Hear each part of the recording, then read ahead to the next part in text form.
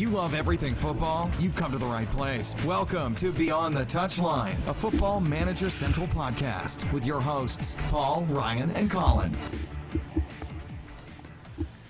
Oh, we are back. What is going on, guys? This is Beyond the Touchline. I am Paul, and I am here ready to talk some football. How is everybody doing this evening? Drop a comment below and let us know when you listen back. So it's myself, it is Colin, and it is Ryan, exactly how the introduction says this evening. How are you, Colin? I'm doing well. How are you? I'm good.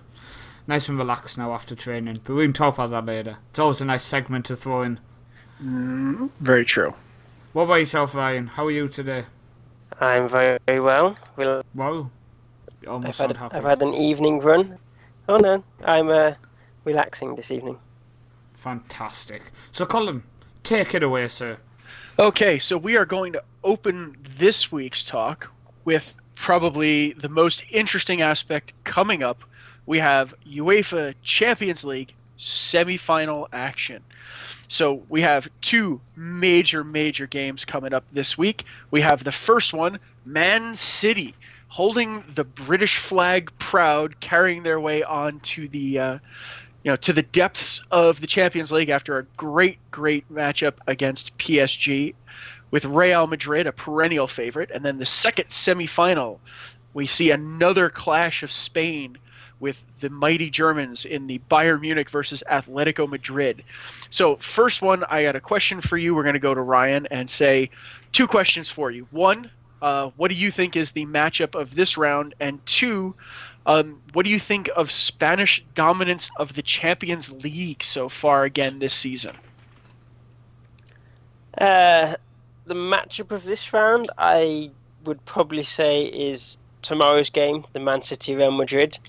I'm interested to see whether Man City are going to turn up, or is it going to be the Man City that seem to turn up and then just fall asleep and Real Madrid will just take over.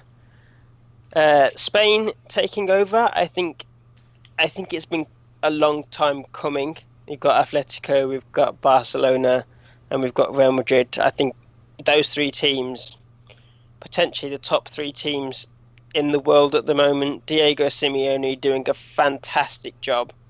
The tactics he put out against Barcelona absolutely destroyed them. Why not put everybody behind the ball and play that fast counter-attacking style that he puts out there? It's been a long time coming, and I think it's going to stay like that for a long time. Okay, Paul, what are your thoughts? Well, I think Man City, as Ryan rightly said, it's going to be interesting which Man City turns up, and I think that's going to determine how this goes, because I really do think Man City could put two or three past a very poor Real Madrid defence. The likes of Marcelo, if they end up playing someone like Navas on the wing with his pace, can obviously do Marcelo, but I would more than likely be expecting to see someone like De Bruyne out there, because Marcelo's not a slouch and he's definitely not a defender. So I think out of Navas and De Bruyne, I'd rather actually see them moving De Bruyne onto the wing, because I really do think he could cause a lot of trouble against Marcelo, and it also gets him away from the likes of Toni Kroos and Modric, and then Casemiro, who's a big favourite of Zidane's.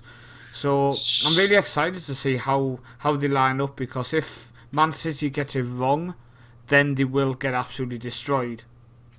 So what do you think, I guess, so given the strength of Real Madrid's midfield, what do you think with the absence of Yaya Toure and the return of Vincent Kompany means for Man City on this one?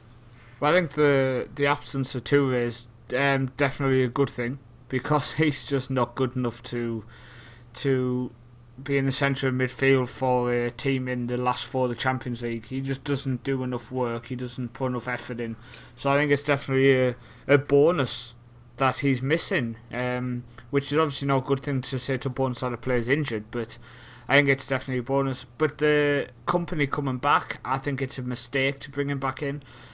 No player, no matter how good they are, can just step back into a team, and especially a central defender. I've just got a feeling he might get found out, especially with the pace of Bale and Ronaldo coming from the wings at him. So it's definitely going to be interesting to see how that lines up. In terms of the Spanish dominance. It's interesting to see because we all know how crap the Spanish league is.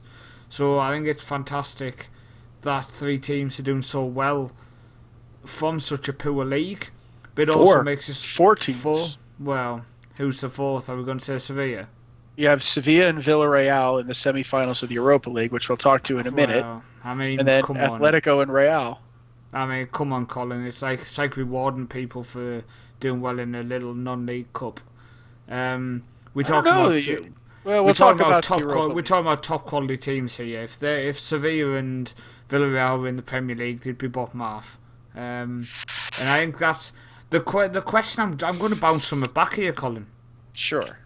Does the competitive nature of the Premier League hamper teams in Europe? Because in leagues like Spain, these clubs can switch off. These clubs can take a break for weeks upon end because they know they're still going to steamroll these teams.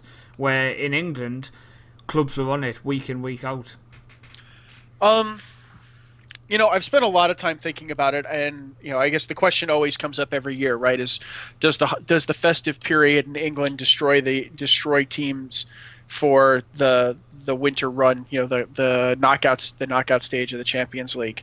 I'm actually going to say I think it's the opposite. I actually think that, to me, the higher pace, the more frequency of those games keeps the team sharp, right? You go to Germany, they're off for like 6 weeks. To me, I think there's a sharpness issue that comes back, and I think you saw it a bit this year with Bayern Munich. Okay, fine, they're won and they're here where they're at, but they certainly didn't breeze through or cruise. I think they struggled fairly mightily to get to where they were, including a really, really dynamite struggle against Benfica. Whereas I'd say Man City was much better prepared, especially against PSG, a team that's been in absolute cruise control for the whole year. I don't think PSG was really ready for a top tier fight, and Man City's had to figure out how to get it done a lot of different ways, and I think that was just another example of a Premier League squad figuring out how to get it done. To cycle back to one of your quick points, that Sevilla and Villarreal being bottom half Premier League quality squads, I think Sevilla's has perennially been at the end of the UEFA Cup. I think you can't really dismiss the UEFA Cup quite as much. I mean, obviously you've got teams like Tottenham have been there, and there are Dortmund's. There are some good sides in that competition. There are some great sides that go into it, but the problem is you can't sit back and say Sevilla, each year they get there because they're the best team in the competition. They get there. Maybe 50% of the success is down to the fact that the teams they come up against decide that the competition is not important and rest half the squad. You look at Tottenham against Dortmund, people were looking forward to that game so much. Then Tottenham go and stick a reserve team out. It's the competition's not taken seriously enough to sit back at the end of it and say them teams deserve to be in the final. They deserve to be in the final because they've put strong squads out. But them teams could have slipped up early on in the competition if they came up against the big guns with the big players. So, Ryan, I'm going to bring you into the conversation. Do you think that's a fault of the Europa League and that cup, or do you think it's misprioritization from sides playing in that competition, fielding squads, that it's more a fault of the other squads? I don't know. I can see both sides of the argument. The competitiveness in England never stops, but the Europa League now has a big, massive trophy on it. You win it, you go into Champions League next season. If Tottenham were not to put out a reserve squad and not get beaten by Dortmund, Champions League could be there. They may qualify for Champions League this year. They may not. Well, we know Spurs are going to get Champions League. They will, but a few seasons ago, if they did that when they were mulling around 5th, 6th place without this Europa League rule, would they have changed their squad if they knew they had the possibility of getting in the Champions League? Possibly so. I think teams need to put out stronger teams rather than going, oh, we're going to put out a weaker side because we know we can get Champions League if we push really hard in the Premier League. Premier League is the hardest league in the world. Teams are non-stop. Even if they're not qualifying for the Champions League, you still got teams in the mid-table, teams at the bottom that are week in, week out, pushing for results. Yes, I know Paul is not a big fan of the Spanish league. I'm not also, but league. I think Sevilla, they are a good team, and I think Paul is wrong in saying if they came in the Premier League, I don't think they'd be bottom half. I think they'd push and push and push, and at least be up in the top half of the table. So I think they've done really well to get where they are in the Europa League, and if memory serves me right, I think they're an old winner of the Europa League a few seasons ago. They're the last two, I believe. They've won. Last two. So clearly they're up and coming. Can they go for number 3, and then we can see how far they go in the Champions League? I can't really pick a side of the fence if I'm going to answer your question. No, I think it's interesting. It's good to get thoughts. I think the thing that I find most interesting though is with how well Spanish sides have been playing both in the Europa League and in the Champions League. You're looking at them, okay, fine. English clubs don't need the money, right? I think we can safely say that. But for a lot of these other leagues in Europe, I think you're going to see better depth show up in the league because guys like Sevilla going in perennial, they win the Europa League, they go back into the Champions League, they're getting Champions League money, fine, if they get lucky in a group, they may go knockout stages of Champions League. If they get unlucky, they go in and they run again the Europa League and go back to Champions League, right? A team like Villarreal, semifinals of the Europa League. I mean, that's big dollars for these clubs, which helps balance out the domestic inequity, especially in Spain with TV deals and that. So I think you're going to end up, as over time as you get these clubs that are able to sustain this, I think you'll end up getting better domestic diversification that wouldn't necessarily exist.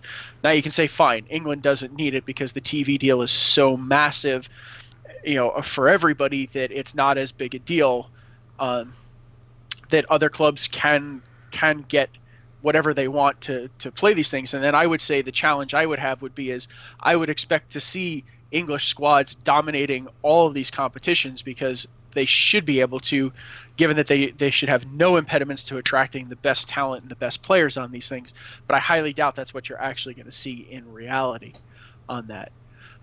So moving off of my soapbox, we'll look just quickly at the Europa League. So there's 2 points I want to talk about in the Europa League. So, last question. What's prediction, Paul? Your Champions League final. What's your prediction? It's going to be Real Madrid against Bayern. Okay, Ryan, what's yours? Exactly the same. Ooh, I'm gonna go at all Spanish. I'm gonna go a Madrid derby and say it's Real and Atletico. Do you find it funny that only a few years ago Real Madrid was sticking signs up around the city, the fans, saying that they wish there was a club from the same city who actually put up a challenge, and now they've actually got a club who's challenging them who they wish would just go away. Funny how it always works like that. Indeed. Okay, so Europa League, we have the 2 games. So we've been talking a bunch about Sevilla and Villarreal. So we have Villarreal and Liverpool, and then Shakhtar Donetsk and Sevilla. So we beat the Spanish clubs to pieces on this one. So we'll go right to, what do you think the Europa League final is going to be, Paul? I think it's going to be Liverpool, Sevilla. Ryan? I'm exactly the same. I'll go with. I would have to say I think I would vote the same on that one. So while to close out the Europa League on this one, I'd like to talk a little bit of what I would have to say is got to be match of the year. Liverpool versus Dortmund at Anfield. Had to have been one of the most amazing games I've watched. Dortmund played brilliantly in the first half, shut Liverpool down completely, went out 2-0 going into halftime, and the comeback from Liverpool was absolutely fantastic. I mean, you could feel it. It was, it was just magic watching them work. So I don't know what you guys thought of that particular particular affair, but it was one of the best I've watched. But you know what? I'm going to start by altering something I said. It's not a tin pot cup. It's a cup that frustrates me. And I genuinely think my outbursts come from the fact that teams don't take it seriously. But I can see, because it takes place on a Thursday night, you fly home, can't get them in for training, you've then got a game on a Sunday, and it needs to be altered when it's taking place. But in terms of the Liverpool-Dortmund game, that's what you want. That's what people want to be seeing. A game where both teams are sticking the big boys out. A game which means something. And what a performance it was. I missed the first half, and that's another reason why I hate the Europa League. It takes place when I'm at work. So I missed the first half, but I got back for the second half and was really, really impressed by Liverpool. You could definitely see Klopp is getting his stamp on there. They are working hard. They're putting an effort in. It reminds me of watching Bjerkreim play. They just know it's good. Liverpool aren't as good, by the way. Not Bjerkreim, obviously. Had to get that in. So, yeah, I mean, it was a great game. And if Liverpool play like that, they will just steamroll past everybody else. Ryan? Yeah, exactly the same. I think it was a sort of game where Dortmund, they went 2-0 in, but then they talked about during the half-time where, look at what Liverpool have done in the past. The Champions League final against Milan, they come back miraculously. And it had that sort of game feel that the game wasn't over there.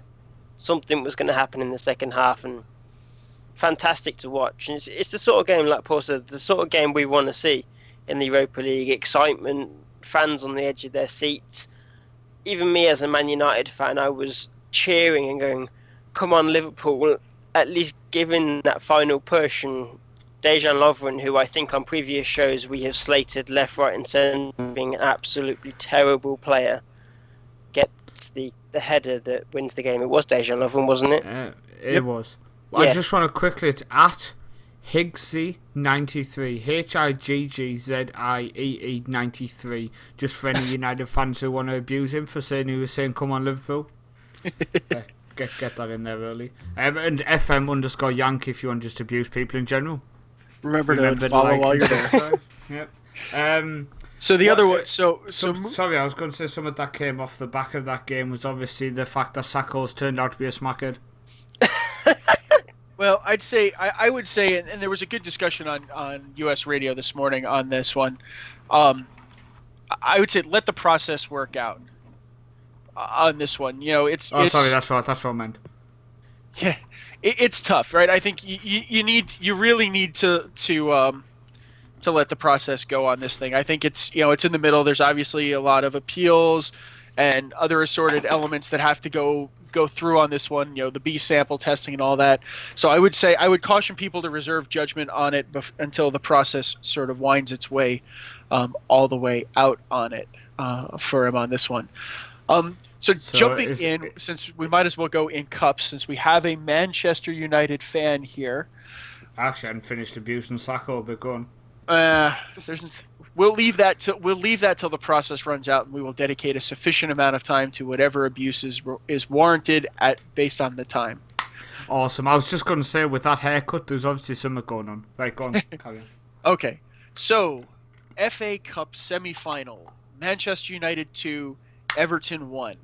Semi-final number 2: Crystal Palace 2, Watford 1. Setting up a battle on May 21st between Manchester United and Crystal Palace at Wembley. Ryan, since you are our local man with the most invested in this particular one, I have a couple of questions I'd love to get your thoughts on. One, do you think winning the FA Cup is enough to save Louis van Gaal?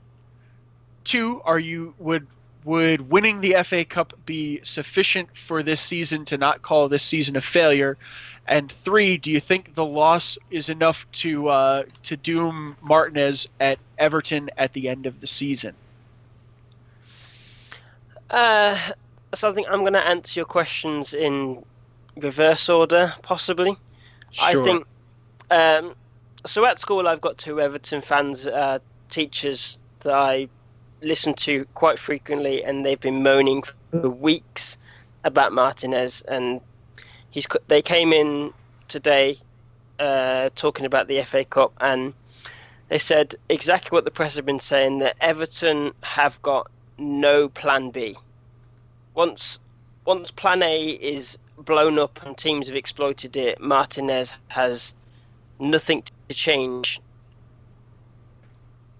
In a way, I can agree, but when I watched the game, it was a game of two halves. The first half was Man United. Football, right? Well, yeah. No, I understand what you mean. Even if Yeah, if Paul's too short-sighted, I understand. Paul is just not listening. So first half was all Man United, and second half I thought Everton played really well. They put in a shift. Romelu Lukaku was an absolute clown. He was awful. He should have scored 4 in that game by my count, and something needs to go on. David De Gea, amazing save for the penalty, but a few chances that he had. So to answer the Martinez question, I think if there's a bad run of form, which they're still in, if that continues up until the end of the season, I reckon he'll be gone. But my 2 teacher friends at school think he's going to be given a transfer window, and if that doesn't work, he'll be gone in the January of next season. So, but I think he'll be gone at the end of the season if that bad run of form continues. Okay. I think the other 2 questions I've sort of answered on how Man United are going, but FA Cup, I don't think it's enough. FA Cup doesn't get you anything out of a season. It doesn't give you Champions League. It gives you an FA Cup. Man United finished 5th. Yeah, we've got an FA Cup. It's a trophy. Louis van Gaal will probably go on, I have won a trophy, therefore I can survive, which is that ridiculous video that keeps going around the internet. But I don't think it's enough. Although the football that Man United have been playing in the past 2-3 games has been a lot better than how it was in the middle of the season when it was just dull and boring. There's still some things to improve. The change of Rooney to midfield during the game against Everton, I thought he was doing really well. His passing vision, amazing. I think he needs to stay in that midfield position. Whether they'll do it for England, I don't know. But the pace that Martial is showing, pace that Rashford can put into the game, if Depay can wake up and actually put on some performances, Man United, they could go back to how they were. But whether it's going to be under Van Gaal or under somebody else, I don't know. But FA Cup to me is not enough. We've got to get automatic Champions League, and it's got to be above 4th. We've got to be fighting for top 3 at least. What was the other question? Poor Arsenal. That was a dig, wasn't it? No. So there was the Van Gaal, Martinez, and something else. I think you got all of them. Whether or not it was sufficient enough for them, but I think you've got all of them. So jumping off a story I saw buzzing around today, for you, Paul, rumor is that Depay is on the summer unload list from United after a flop first season with them. Do you think he's going to move? Do you even in hypothetical, do you think it's a good idea? Do you think they're right to try and dump him after a season, or should they try and stick with him? I think they should be sticking with him.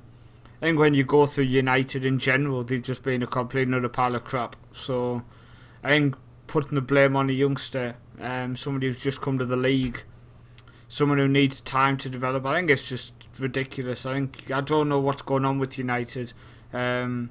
I mean, when you look, Di Maria comes in, played out of position, couldn't settle in the area, and then moves on. You've got Depay, somebody who people talked about was going to be something so special.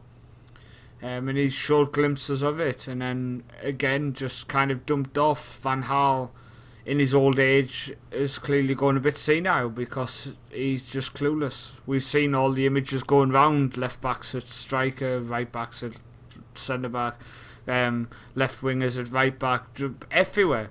it's like a drunk man's picked the team at times. Ryan said the last few games have been better. They couldn't have been worse. It's like polishing a turd. You can only polish it so much. It's still a turd. You really do need to completely rebuild the team. It's sad and depressing to see a team which for so many years we have watched completely dominate at times English football, completely dominate European football at times. It's a team which has gone to Spain and shown Barcelona Real Madrid how to play football. It is a team that has grabbed the Italian teams by the scruff of the neck and shaken the football out of them, and now they can't even get past the mediocre teams in Europe, let alone the big boys. It's very, very depressing to see. So hopefully they stick with the likes of Depay and they just get rid of Van Gaal and get somebody in who cares but also is not losing the plot. Okay. So, question for both of you. FA Cup winner. Paul, who do you have? Crystal Palace. Ooh. Ryan. It's going to be Man United. Pardew. See, we'll be on the show after the FA Cup final, and Paul will be going, Pardew's absolute shit. He is shit. I can put it in. I can put it out there right now. He'll be going. Palace fans will be going Pardew, and then he'll lose and then go, Palace fans, you can now shut up. I have proven my point. Pardew is shit. Pardew is shit. But I just think United is so bad that they'll actually cock this up. Nope. You know what's going to happen? Nope. Are you just a drunk United fan? Cut him off, Colin. No, I'm going to go with Man United on this one. I don't think that Palace have it. Cut you both off. So, okay. Next topic. We are within the 50-day window to the Euros. Now, as a total outsider to the region, I can say that the Euros are one of my favorite international tournaments to watch, although I'm a little upset it's diluted with as many teams as they've sort of let in this time, but I'm willing to let it go to see how it all goes. We'll start with Ryan. What are you looking forward to most in the Euros coming up this summer? So I'm more looking forward to the England squad selection. So the rumours are that Lingard, Rashford are all on the edge, but to me they should, well, not nowhere near, but they'll be future. Especially Rashford, he cannot be in the England team yet. He's too young. He's not ready to go to a major tournament, even if it's just to sit on the bench and say, I'm getting some experience watching players. To me, that's not experience. The England selection is going to be pivotal, and I cannot wait to see it. But I don't think England are going to win the Euros. They're not good enough. Okay, Paul, what are you looking forward to most? Well, I have no idea what Colin just did there. So what are you looking forward to, Colin? What, Ryan, I'm not going to lie, I totally switched off. Did you say you want Rashford to go? No. Oh, I said he shouldn't be in the England team. Not yet. Of course not. I'm sick. Do you know what? I'll tell you what I'm sick of. Hearing all this crap as soon as one player plays one good game. Or they have like a 16-year-old sits on the bench for a club and they go, he's obviously going to be a future star. He should be in the England team. I don't understand where all this is coming from. Players should be playing for at least a season, I think, now before they get into the England team. This is our problem. We throw people in so quickly and just pile the pressure on them from the start. And it's just, with the British media, it just can't happen. I mean, it's alright if you play for someone like San Marino or Estonia, these type of nations. If you have a 16-year-old who has talent, you can throw them in. But when you're England, you just get absolutely pounced on. And it's just not the way to do it. So in terms of England, I think they can win it. Obviously, they've got the players to win it. Let's not beat around the bush. But will they win it? Probably not. Quarterfinals, they'll bottle it. They'll all come back tails between the legs and sulk on about something. Probably blame the referee. You can see it now. Referee sends off Rooney for headbutting someone. It was never a headbutt. He was going for the shoulder or something. I think you can't look past Germany. I think they're far too solid. It's frustrating how solid they are. It's like watching Bjerkreim play. There's another mention. So yeah, I can't look past Germany to win it, I'm afraid, Colin. Nope. Okay. So I actually heard, so since you guys both being English, there was an interesting conversation today. So it happened to be circling around Wayne Rooney. So the question was, is Wayne Rooney world class? Now, I'll give you what I thought was the best response to the question, and then you guys, I'd love to hear your thoughts on it, the best response was that he's not world class in any specific position, but he is a world-class player. So he's not the best striker in the world, or the best attacking mid, or the best center mid, but he can play all over the place at that level. So he is absolutely world-class, just not world-class in a specific position. What do you think, Ryan? See, the issues with that statement is the wording of world-class. What are we comparing to when we say world class? Are we comparing Wayne Rooney to Messi as a striker? Because then there's no comparison. Lionel Messi wins hands down. But then if we say a player is versatile, therefore he is world class, yes and no, because Rooney, he's only moved to be versatile because of his age and the way he's playing his football now. He's getting older, his legs can't do what he used to do years ago. He can't run around the pitch like a lunatic, even though he still does. But going back into that midfield position is because he doesn't have the fitness that he had when he was an 18-year-old.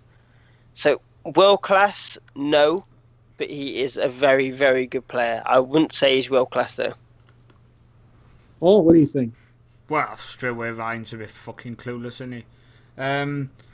First off, whoever says that a player is world class because they're versatile needs to go and watch another sport. Because being versatile doesn't make you world class, as Ryan rightly said. But then that's where Ryan decided to just lose the plot. Because as a striker, Wayne Rooney has been world class. Is he world class now? As a striker? No. 5 or 6 years ago, Wayne Rooney, deep line forward role, as in striker who drops off. I don't think you could go and pick somebody and say, I would take that guy every day of the week over him. I don't think nobody in the world would 10 out of 10 always get picked before Rooney in that role. That role of dropping in midfield, winning the ball back, distributing play, getting in the box, scoring the goals. Let's remember, guys, this guy is England's all-time scorer. This guy has scored multiple Premier League goals. I think anyone who says he is not world class either has an issue with him or Man United because of the club he plays for, or just doesn't really know what they're talking about. And it frustrates me when people actually always jump on Rooney and always criticise him and always try to just basically say, oh, he's not that good, he shouldn't be in the team, he shouldn't be. Before Rooney got injured, he was on fire for United, Ryan, wasn't he? He was. Then, what were they saying though? Wayne Rooney shouldn't go to the Euros because he wasn't in form. What were them people watching? I think people just see Wayne Rooney's name and they just jump on him. It's the issue with people and the media. I know I've said that he's not world class, and he was world class. Yes, I would agree with, but he's not world class now. He's a very good player. He is going into a process where he's adapting to being an older player of the top level. But then how does this work then? What determines if somebody is world class still or not? Because Messi went through 8 or 9 games where he didn't score recently. Does that mean for them games he was not world class? Exactly, that is the issue. When people say world class, it's exactly what I say. What do they mean? If he puts the ball, if Rooney picks it up in the next game. What is the definition of world class when it comes to a footballer? Because there are so many positions, like most sports, how can we define world class? I think Rooney's done far too much in his career, Colin, for anyone to continue to try to belittle his achievements, belittle what he's done, belittle the ability this guy had in his early and mid-20s. He was unplayable. Unplayable at times. I'll throw my 2 cents in on this one is I think the thing that still makes him world class on that field is he has that same sort of, call it Zidane-esque ability, that it doesn't matter where he is on the field, but as long as he's out there, he has the ability to change how that team plays and functions. Exactly. When he's driving and he's pushing, you can watch the entire England team change character.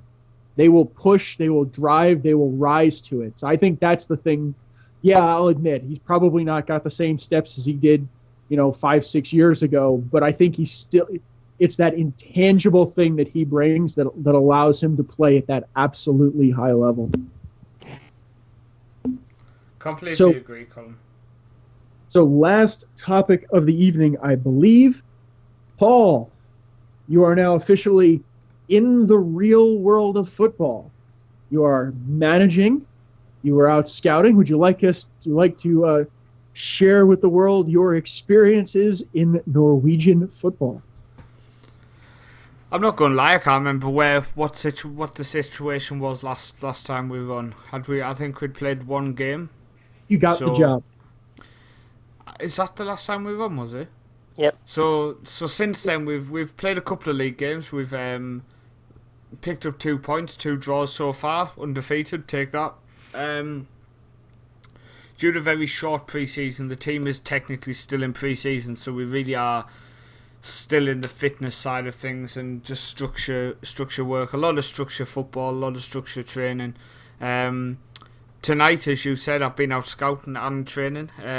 Between 6 and 8 o'clock, I was at a local town watching a team we play next Monday, Tonstad play. They actually picked up their first victory of the season. They were dreadful.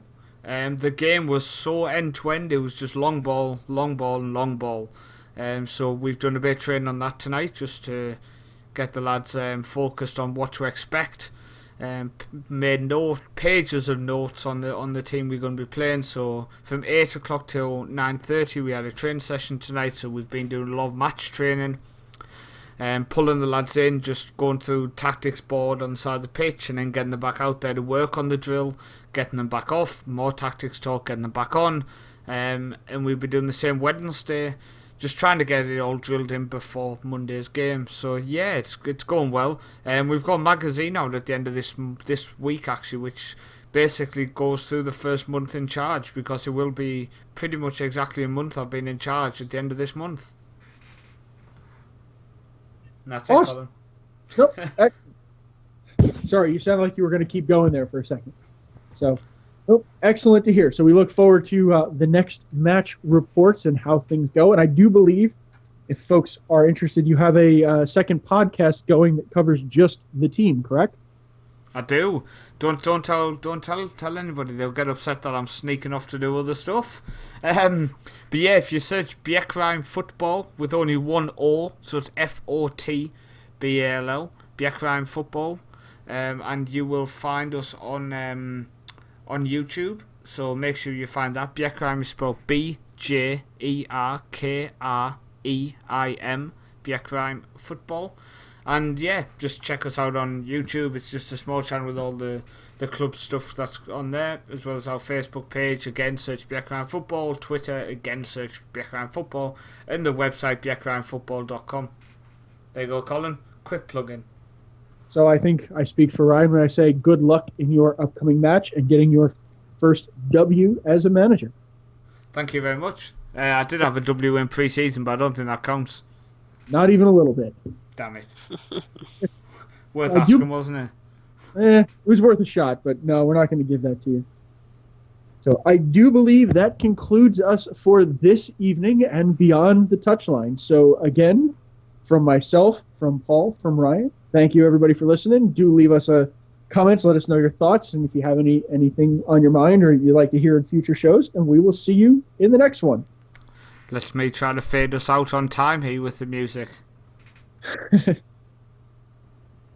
Thanks for listening to this episode of Beyond the Touchline, a Football Manager Central podcast with your hosts, Paul, Ryan, and Colin. We'll catch you next time.